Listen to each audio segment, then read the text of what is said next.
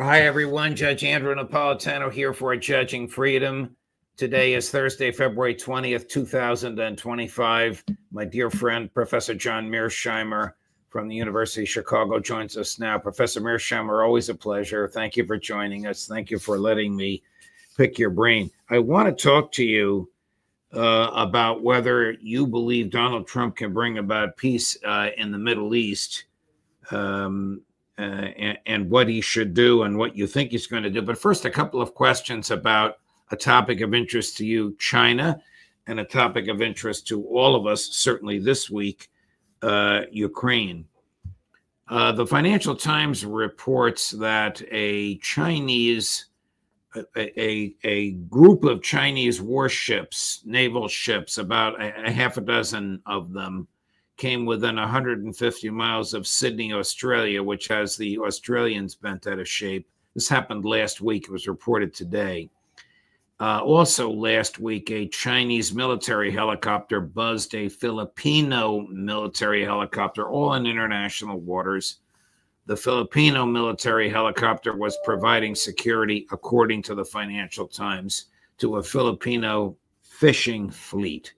If these events occurred as reported, you know this better than anybody in the West. Why do the Chinese do these things? Well, I think it's important to emphasize that the Chinese are hardball players. They are interested in dominating East Asia, just the way the United States dominates the Western Hemisphere. It's commonplace in this country to make the argument that it's the United States the source of all trouble in East Asia. And that the Chinese are basically satisfied with the status quo. And if the Americans would just back off, we could live happily ever after. I think that's a misreading of the Chinese. The Chinese are not a status quo power. They want to dominate the South China Sea, and this explains a lot of what's going on with the Philippines. And they want to reduce American influence as much as possible in East Asia. And if anything, push the Americans beyond the first island chain, then beyond the second island chain. But are these given treaties the United States has with Australia and with the Philippines? Are these tests of Donald Trump? No, I don't think they're necessarily testing Donald Trump. I think what they're doing is they're asserting their influence in East Asia. China has grown more powerful economically. It's turned a lot of that economic might into military might. And as you would expect, they're beginning to, throw their weight around. They're acting much the way the United States acts. As you well know, the United States has a Navy that has a significant forward presence, and we're constantly roaming around in the waters right off the coast of countries like China.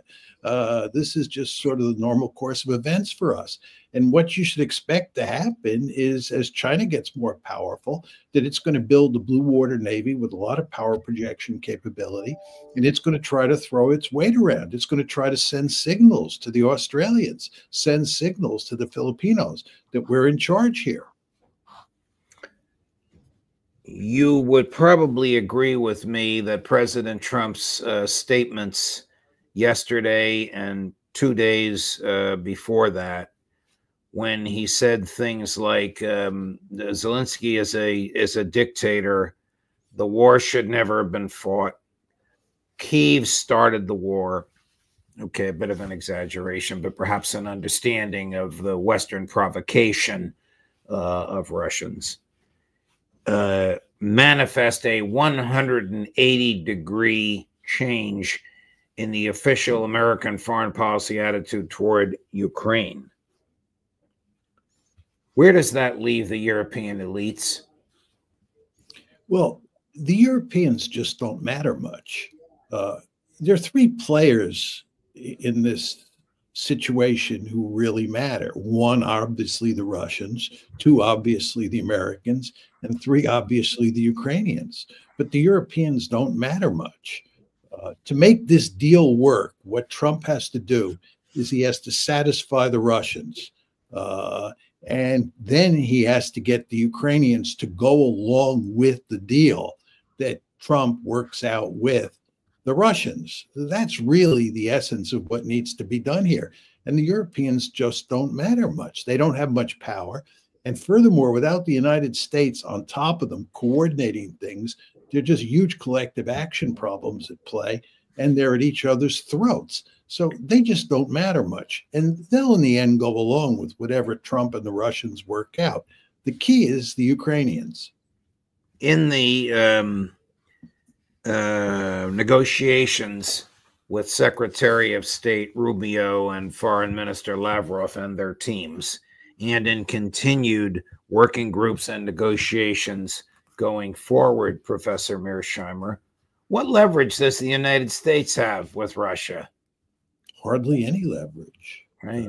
I mean, I don't know what leverage we have. I mean, we're losing on the battlefield. There's no way we can rescue the situation. And the other thing is, if you think about this, Trump has no exit option. If he walks away from the negotiations, what does he do then? He ends up as Joe Biden too. And that's not what he wants.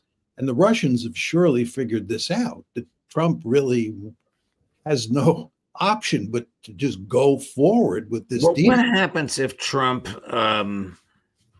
either in a measured decision in conjunction with his advisors or in one of his fits of pique, turns off the Biden spigot and stops the flow of ammunition and military equipment to Ukraine?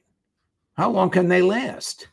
Well, they can't last very long at all. But you want to understand that from Trump's point of view at this point in time, the name of the game is to make sure he does everything possible to get the Ukrainians to agree to the deal that he works out with the Russians.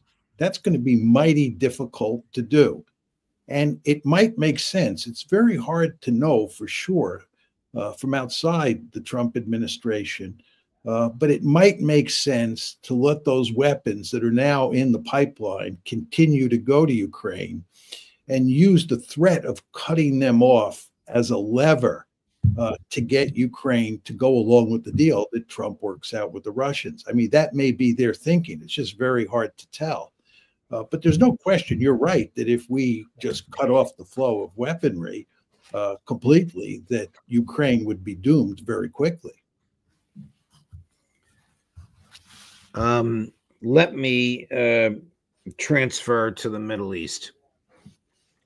Trump made a threat 10 days ago. If all the hostages were not released by Saturday, last Saturday, there would be hell to pay. Under the agreement, Hamas only had to release 3 at precisely noon. It released 3. They were in good shape. They're home. Not all the hostages were released, and there was no hell to pay. What is the geopolitical ramification of a threat as extreme as that? All hostages have to be released, not dribs and drabs 1 and 2 and 3 and 4, even though this is the agreement that your emissary crafted and for which you took credit.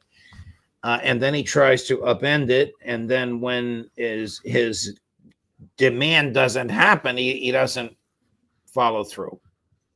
Well, the thing is, you know, that Trump makes so many boasts that he doesn't carry through on, that the costs of making these sorts of boasts and then not delivering is not very great.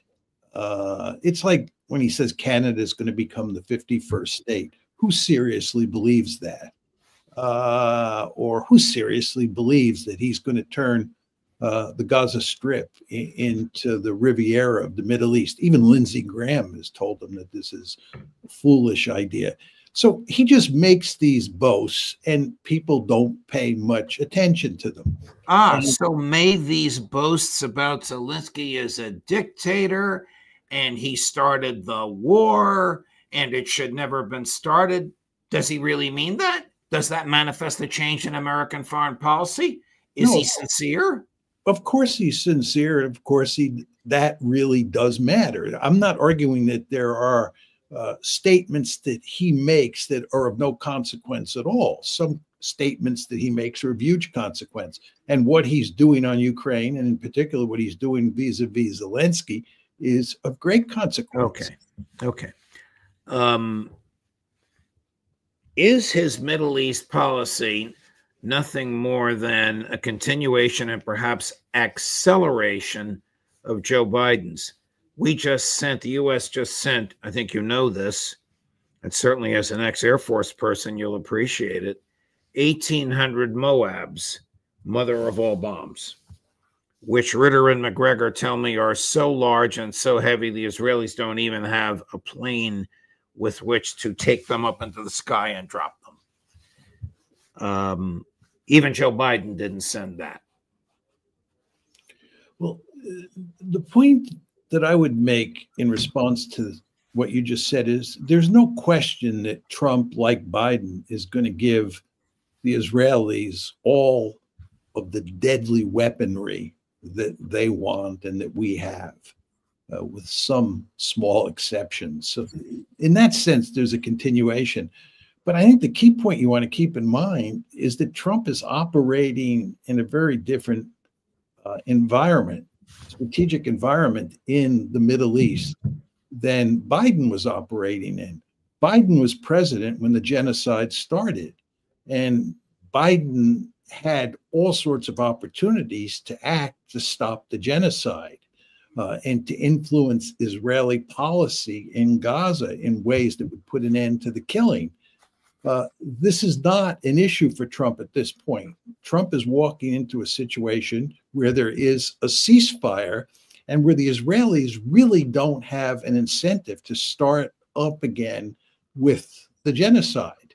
So the question is, how does Trump operate in that situation, which again is very different than the one that Biden confronted when he was president? Doesn't Prime Minister Netanyahu want and politically need to resume the slaughter? I'm not sure. I mean, what he wants to make sure doesn't happen, I believe, is that you get a second phase of the ceasefire. And if you do get a second phase of the ceasefire, you don't get a third phase. He doesn't want a ceasefire. But that's not the same as saying that he wants to go in to Gaza and start the genocide up again. You want to remember the IDF is in many ways a spent force. You don't hear much about this here in the West. But I believe the principal reason that you got a ceasefire on January 19th, and one of the principal reasons you're likely to get a second phase, is because the IDF is not interested in starting the war up again.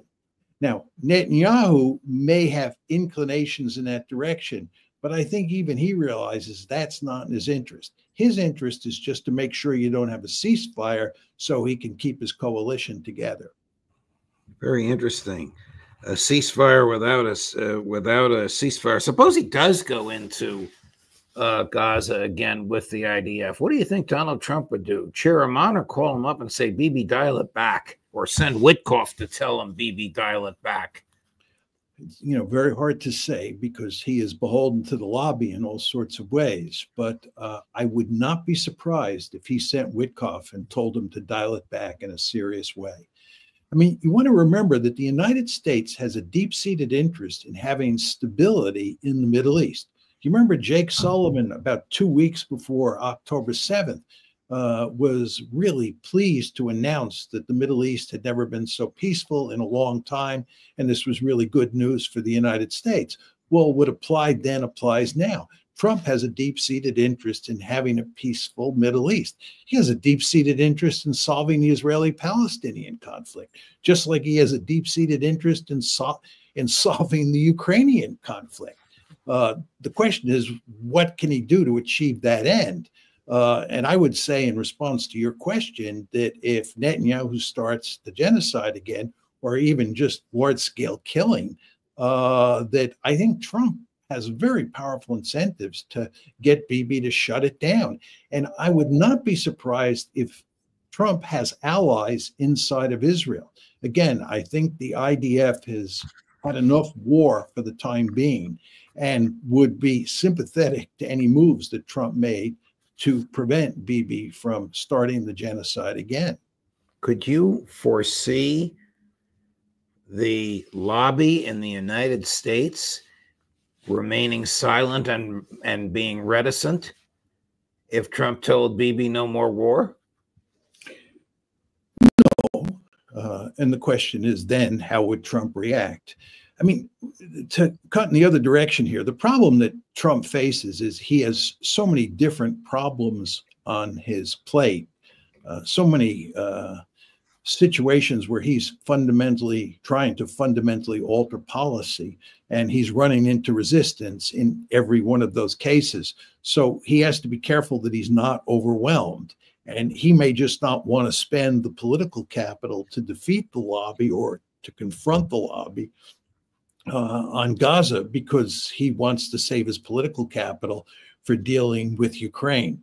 So one could argue that at this point in time, from Trump's point of view, Ukraine is the #1 issue. And how he thinks about the Middle East will be heavily influenced by what's going on vis-a-vis the Russians. Will President Trump's policy in the Middle East be influenced by Mohammed bin Salman, the Crown Prince of Saudi Arabia? Stated differently, how key is Saudi Arabia to the resolution of these issues? Where is Saudi Arabia on Netanyahu's genocide? Well, I've heard Chaz Freeman on your show talk about this issue a number of times, and I agree with him completely, which is that the Saudis are not interested in an Abraham Accord unless there is serious movement towards a Palestinian state, a viable Palestinian state. Now, Donald Trump... And not a Palestinian state inside of Saudi Arabia, as somebody foolishly and frivolously suggested, and the Saudis erupted over it. Yes, I think that's correct. Nor do the Saudis want a Palestinian state in Jordan or in Egypt. Right. They want a Palestinian state in the West Bank and in Gaza, with the capital of that Palestinian state being East Jerusalem.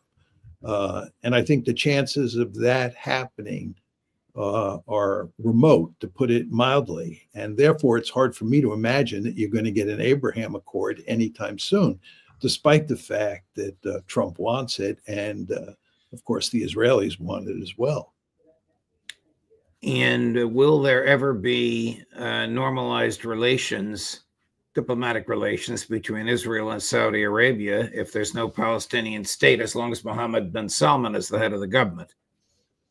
That's what appears to be the case. I think that the Saudis are at a point now where it's almost impossible to imagine them backing off from their demand that there be a Palestinian state before you have an Abraham Accord.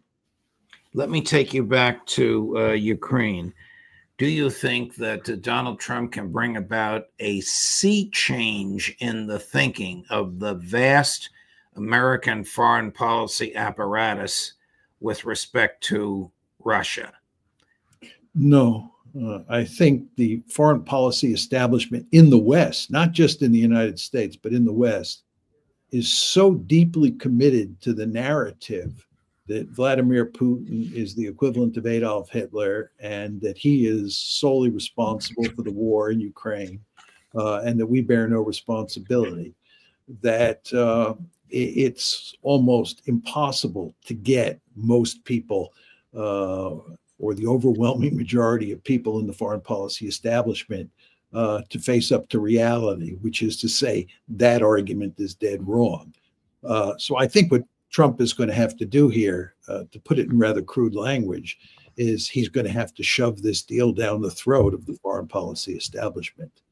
They're going to argue against what he's doing for the foreseeable future. And he's just going to have to say, I don't care. We're going to have an agreement with the Russians, and then we're going to coerce the Ukrainians, and to a lesser extent, the Europeans, because they don't matter that much, but coerce the Ukrainians into accepting that deal.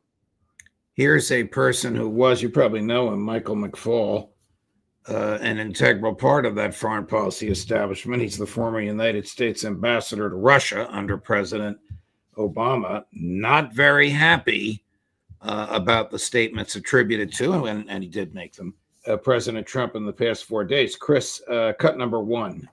As an American, I'm embarrassed.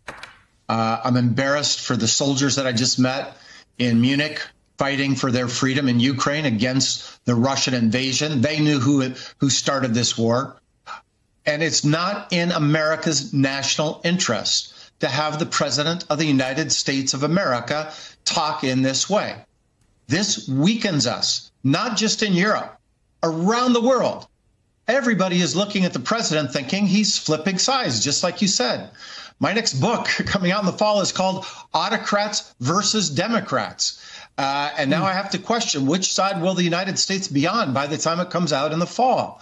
And I just want to be crystal clear. We can have opinions on whatever. President Trump says falsehoods all the time. But when it damages America's reputation in the world, this is a really serious matter. And I hope the people, I know there is no way that Secretary Rubio agrees with that analysis. There is no way that National Security Advisor Waltz agrees with that analysis. There is no way that the majority of senators, Republican senators and members of Congress agree with that analysis. Now is the time for them to speak up, because this could have catastrophic consequences for America's place in the world in the long term. Thoughts, Professor Mearsheimer? I think he's dead wrong. He represents the establishment view on what caused the war in Ukraine, and he represents the establishment view on where we are at in the war. The fact is that guys like Mike McFaul have a lot of blood on their hands. They're principally responsible for causing this war. And prolonging it makes absolutely no sense, not only from our point of view and not only from the Russians' point of view, but most importantly from Ukraine's point of view. What happens if we listen to Mike McFaul and his ilk? The end result is the war will go on and on. More Ukrainians will die. Ukraine will lose more territory. And the United States will face an even bigger disaster in 2 years than it faces now. I think his whole approach to this has been wrong from the beginning.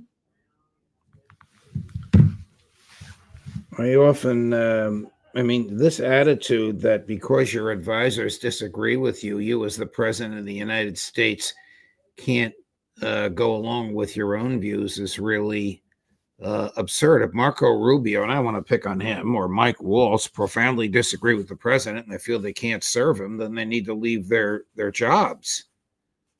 One of the comments that going back and forth here that Trump made about Zelensky is that Zelensky played Biden like a fiddle. Does Netanyahu play Trump like a fiddle? It's too soon to tell.